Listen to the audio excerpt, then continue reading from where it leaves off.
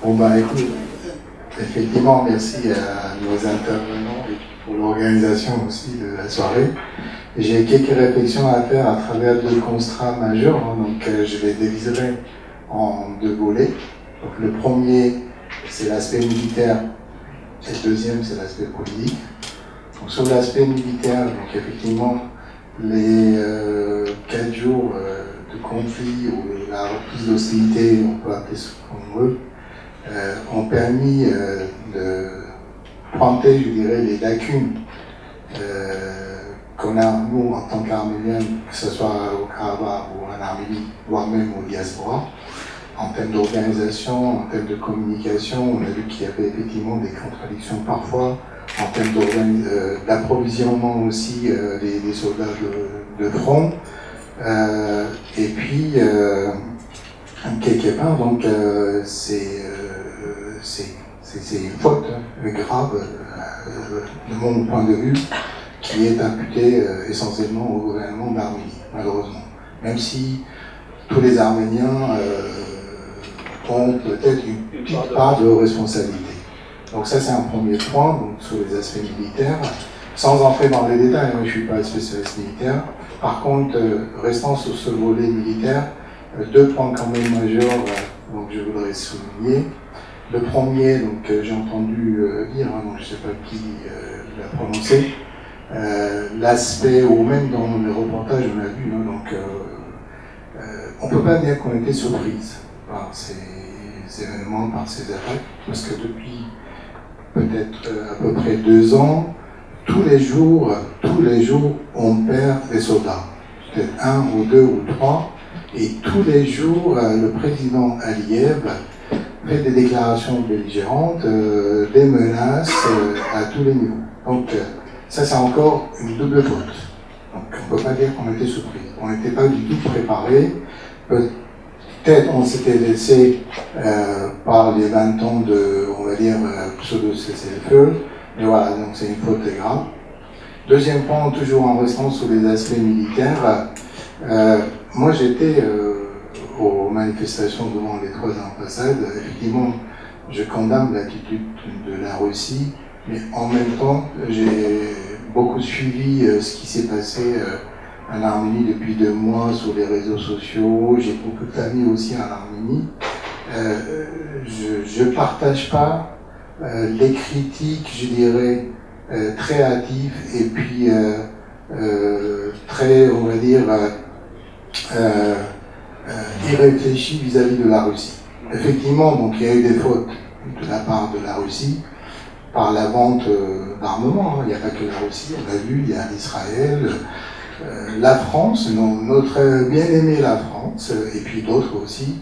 Et voilà, donc soyons aussi vigilants. Effectivement, il y a eu des erreurs, des fautes, mais ne s'emballons pas, d'après ce que j'ai vu dans les réseaux sociaux, parce qu'aujourd'hui, il y a des forces obscures, notamment les Américains, il faut citer, hein, ils profitent de chaque occasion pour monter l'Arménie contre la Russie, pour déstabiliser la région. Et il y a beaucoup de ONG, entre guillemets, financées par les États-Unis pour faire ce travail. Donc je suis bien placé pour le dire. Ça, c'était sur l'aspect militaire. Sur l'aspect politique, effectivement, encore une fois, donc ce qui s'est passé nous a démontré que on n'était pas prêt sur le plan politique. Les déclarations contradictoires qu'on a vues du gouvernement démontrent aussi. Les décisions de reconnaître le Karabakh et puis finalement c'est pas fait. Donc effectivement il n'y a pas eu une stratégie vis-à-vis de ces événements. Ce qui démontre encore une fois qu'aujourd'hui en Arménie il n'y a pas une doctrine nationale basée sur les intérêts du peuple national. Donc c'est ce qui manque aujourd'hui, c'est vraiment le point essentiel. Et encore une fois c'est la faute au gouvernement, aux dirigeants d'Arménie. Donc la question, c'est pour la suite, effectivement, donc vis-à-vis de cette situation. Donc, vous avez effectivement évoqué les aspects juridiques. Moi, je dirais les aspects juridiques, effectivement, donc avant tout, c'est les rapports de force. Mais les aspects juridiques, on peut passer des siècles peut-être sans arriver à un résultat, parce que les aspects juridiques sont issus des intérêts des puissances et puis ne correspondent pas forcément aux intérêts des peuples.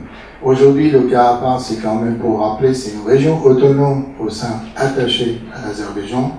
C'est pas une cession d'une commune ou d'un département d'une région. Donc c'est déjà une région autonome qui était placée. Donc il y a comme si rien ne se passait, parce qu'on est sûr de nous, qu'on est sûr d'avoir bien négocié, etc., etc. Or c'est totalement faux, parce que le temps joue contre nous. Et en adoptant cette attitude, c'est une attitude de passivité. Et c'est pour ça que, voilà, il y a quelques initiatives qui viennent de la société civile qui ont été lancées récemment.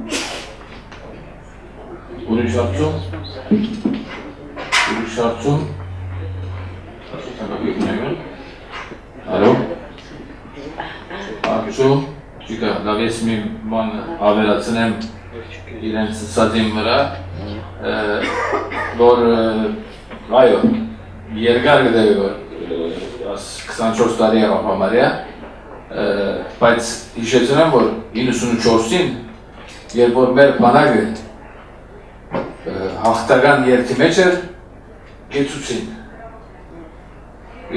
և որտեղից գեցուցին, լավ գիտենք, հիմա 2016-ին դարձյալ, երբ որ մեր բանակը հակահարձակողականի անցած է, դարձյալ գեցուցին, երկու անգամալ մեր իբրտե տաշնագից երգերը Ռուսյան գեցուց։ Այսինքն պետք է կարծեմ նկատի առնենք և սա համաձայն եմ ռապի, հանդեսագետը, որ ժամանակը մեզ համար չի աշխատում, 100% համաձայն եմ և նրա համար է, որ երբ որ մենք հիմա այսօր, ագարակ որ նախագահ կոչեցյալը ասում էր, որ մենք 80-ական թվականներու զենքերով կվայքարենք, նրա շատ չեմ ավատում, բայց ոչինչ տերևս, մենք այսօր թեր նսերես միայն մեր բանակի դղոց և շուրջի նախկին ազատամարտիկների ոգիով, մենք այսօր կգարձեմ գրնանք ձունգի բերել Ադրբեջանի բանակին, բայց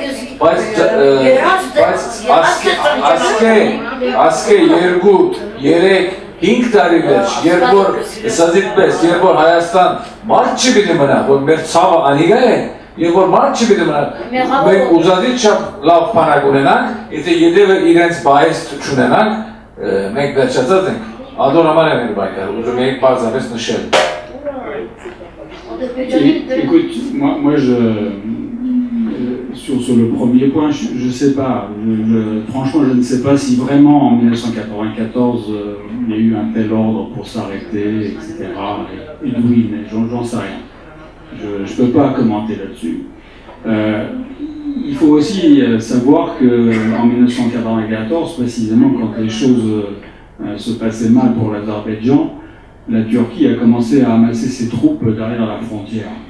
Et ça, bon, c'est pas ni toi ni moi qui étions à la tête de l'État arménien et ça aurait été une autre affaire si la Turquie s'était mêlée des choses. Ce qu'elle veut faire aujourd'hui d'ailleurs.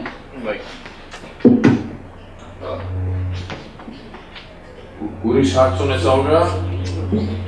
Չկա, ամեն բան հստակ էր, շնորհակալություն ձեր բոլորի ներկայության համար, հույսով ենք առաջիկա շաբաթներում, ամիսներում կտեսնենք ուրիշ ցերնակներով, միջոցառումներով։